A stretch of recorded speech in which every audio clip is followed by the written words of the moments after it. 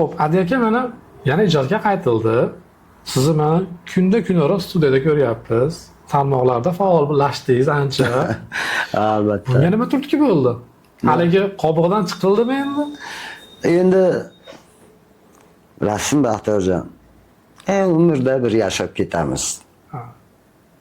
Hozir men mana shu Instagram, YouTube bu kanallarni ko'rib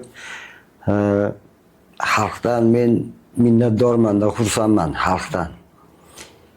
Nimaga deysiz, meni ishimni chiroyli qabul qilib, menga rahmat aytganiga men ularga rahmat aytaman. Zash men bularning ko'nglini olibman. Ko'ngliga yarasha ish qilibman. Qo'limdan kelgancha qilibman-da endi men buni. Bugungi mana shu kommentariyalarga e'tibor qilsam, nostalgiya bo'pti-da, endi kimdir 30 yil orqani eslayapti. Kimdir yangisini kutyapti. Kimdir hali suhbat qurgisi kelyapti biz bilan.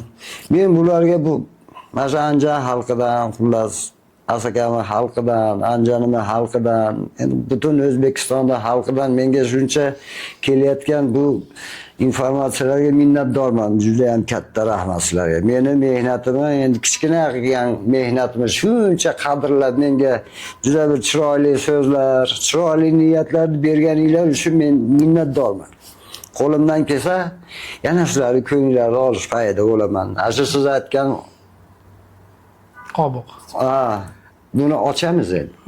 Ochib bittikda Yangiliklar. yangiliklarni beramiz inshaalloh.